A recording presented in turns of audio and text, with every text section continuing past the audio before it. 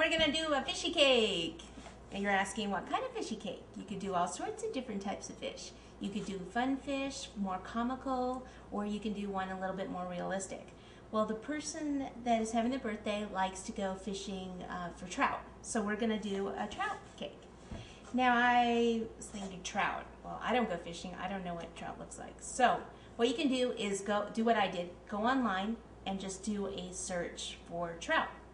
So I did that, and it came up all these different types of trout. Who knew there were so many different types of trout? Well, of course, the fisherman knows, but the home decorator doesn't know. So when I just kind of chose one design that I like, and I printed it. So this is what I had to work with here. So I thought it looked kind of pretty to do the rainbow trout. That's why I chose that one.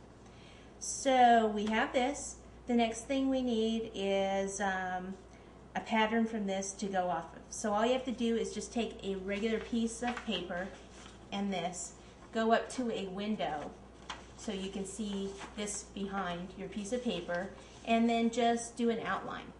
And this is what we came up with. Okay, so from this to this. Now the shape of this is just it's pretty long.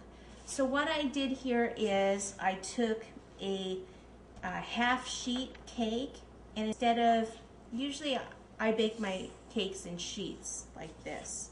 So this is actually a half sheet board.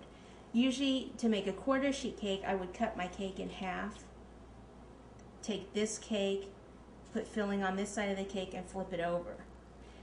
Since I wanted a longer shape, this time what I did was I cut the cake long ways, filled half, took this cake and flipped it over, so we have a nice long piece to work with.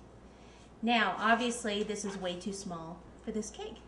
So the next thing you have to do is you have to either scan this or put it in your computer somehow, or go down to the copy store, whichever works best for you, and have this enlarged. If you're not quite sure how big it needs to be, just do a few different sizes, and then when you come to do your cake, you'll be fine. So I took this, enlarged it, and since it wouldn't fit on one piece of paper then, it actually became two, like this, and I overlapped it a bit so it's easier for me to cut these out, place this one over the top of this one, tape that together, and then cut the entire piece out.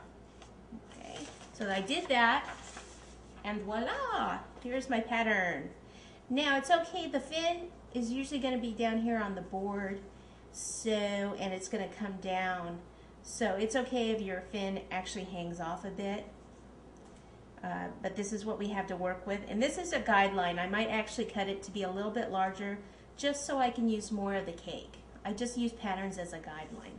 That's all. Now the board that I'm going to be placing this fish on is this size. It's a half sheet. So what I might want to think to do is actually have my fish curve a little bit more, which is what I'm going to do.